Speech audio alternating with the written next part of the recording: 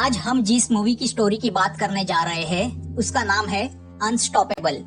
इस मूवी को लीड कर रहा है कोरियन सुपरस्टार डॉन ली। यह एक एक्शन मूवी है। डॉन किसी जमाने में गैंगस्टर था, मगर उसकी पत्नी जिसू ने उसमें सुधार लाया। आज वह अपने पुराने धंधे छोड़ के फिश मार्केट में फिश सप्लाई करने का काम ईमानदारी से कर रहा है। वह अपने आप को आसपास हो रहे लफड़ों से दूर ही रखता है। डॉन अपनी वाइफ जिसू से बेइंतहा प्यार करता है और हमेशा उसे खुश देखना चाहता है, और इसीलिए वह कुछ बड़ा करना चाहता है। तो वह किंग क्रैब को मार्केट में सप्लाई करने का बिजनेस शुरू करने की सोच में है, जिसका बहुत डिमांड है और जिसके लिए उसने क्रैब पकड़ने वाले एक ट्रॉलर के ओनर को लोन लेके बहुत बड़ी अमाउंट दी है। डॉन का साथी चैन उसकी इस डेयरिंग से टेंशन में है, तो जिसू को भी इस बात का पता नहीं। जिसू सुबह एक नर्सिंग होम में काम करती है, तो शाम को पार्ट टाइम एक रेस्टोरेंट में काम करती है। एक रात रोज की तरह डॉन जिसू को रेस्टोरेंट से पिकअप करके घर जा रहा होता है। उनकी गाड़ी सिग्नल पे खड़ी होती है कि पीछे से एक गाड़ी आके उनके गाड़ी को ठोकर मारती है। डॉन पोलाइटली उस गाड़ी के ड्राइवर से बातें करता है, मगर ड्राइवर उससे बदतमीजी से बात करके उसकी तरफ डैमेज के पैसे उछालता है, जिससे कार में बैठी जिसू बाहर आके ड्राइवर पे गुस्सा होती है। अब जिसू का गुस्सा और वो एटीट्यूड कार की पिछली सीट पे बैठे कार ओनर जीटी को भाता है। जीटी एक मॉफ्टर है जिसका मेन बिजनेस ह्यूमन ट्रैफिकिंग और प्रोस्टिट्यूशन है, जो जवान लड़कियों को उठा के उन्हें अमीरों को बेचता है। अब जिसू का एटीट्यूड देख के जीटी कार से नीचे उतरता है और अपने ड्राइवर को मारने का नाटक करके डॉन और जिसू की माफी मांगता है और जाते जाते जिसू की तारीफ करता है। मगर जीटी के बर्ताव से डॉन जान जाता है कि वह एक बुरा आदमी है। दूसरे दिन डॉन को पता चलता है कि उसने जिस ट्रॉलर वाले को क्रैब के लिए लाखों रुपए दिए हैं, उसका ट्रॉलर चाइना के पेट्रोलिंग नेवी ने चाइना बॉर्डर क्रॉस करने के जुर्म में पकड़ा है। अब डॉन के मंसूबों पे पानी फिर जाता है। वह टेंशन में आता है। यहाँ रेंट न भरने की वजह से लैंड ओनर की एडवोकेट जिसू को बुलाती है। वह जिसू से कहती है कि अगर एरियर्स न दिए गए तो डिपॉजिट जब्त होगा। अब जिसू बहुत टेंशन में आती है और उसी दिन जिसू का बर्थडे भी होता है। तो डॉन अपनी प्यारी वाइफ के लिए एक बड़े रेस्टोरेंट में डिनर अरेंज करता है। जिसू वह सब देख के परेशान होती है कि एक तो पैसे के प्रॉब्लम्स है, ऊपर से डॉन इस तरह पैसे उड़ा रहा है। अब डॉन रेस्टोरेंट की सबसे महंगी डिश किंग क्रैब मंगाता है, जिससे जिसू और चकरा जाती है। डॉन अपनी वाइफ को क्रैब काट के सर्व करने लगता है और बातों बातों में जिसू को बताता है कि उसने किंग क्रैब के बिजनेस के लिए $100,000 लोन पे उठा के इन्वेस्ट किए हैं।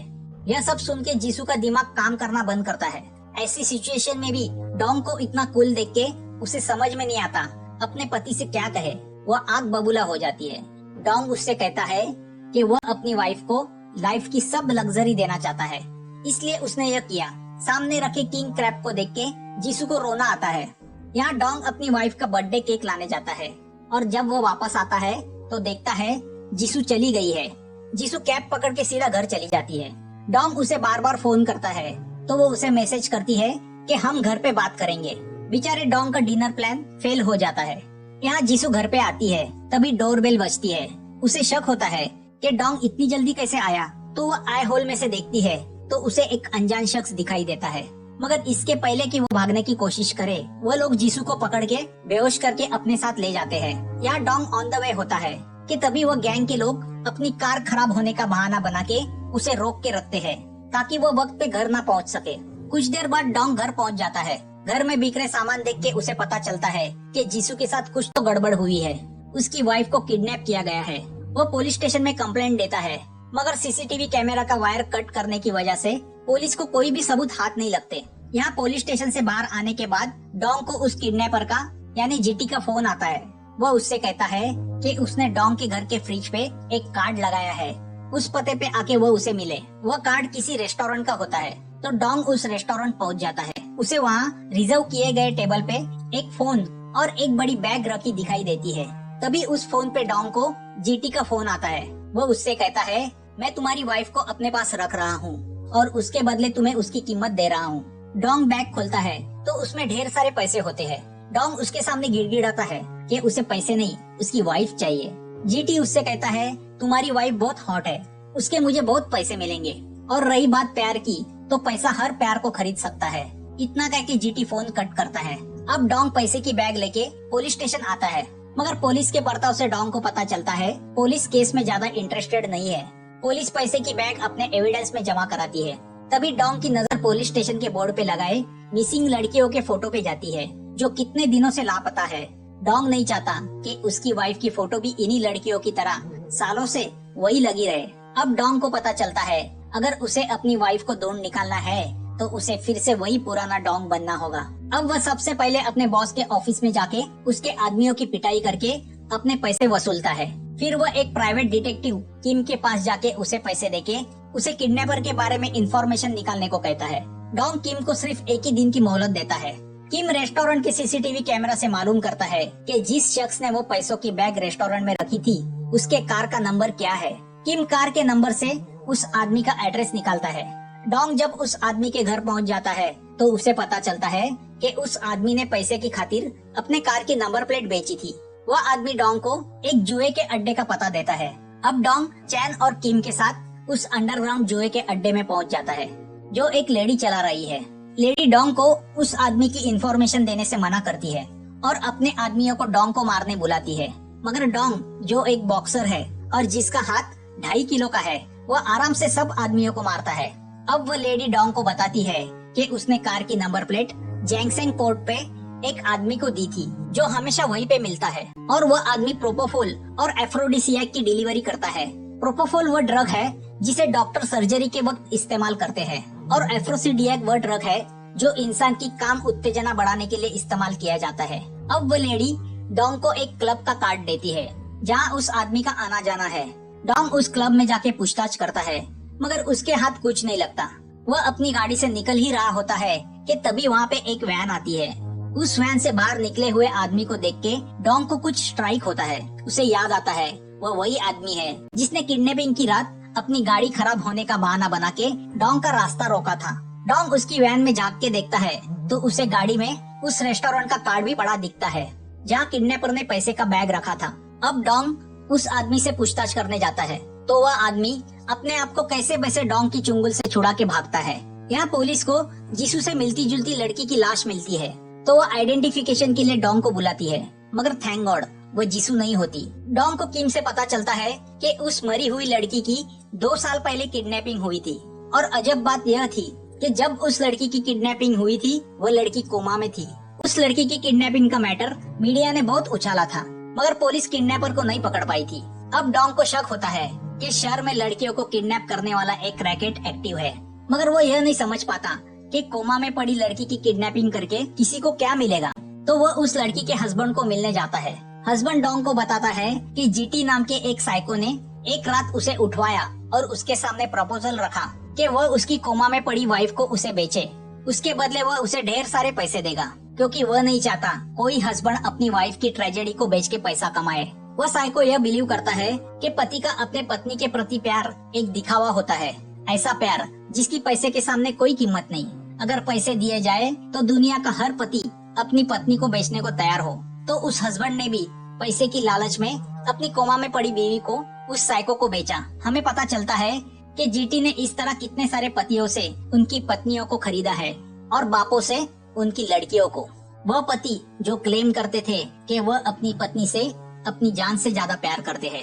अब वह हस्बैंड जाते जाते डोंग के हाथ एक फाइल थमाता है और पश्चाताप में बिल्डिंग से कूद के सुसाइड करता है।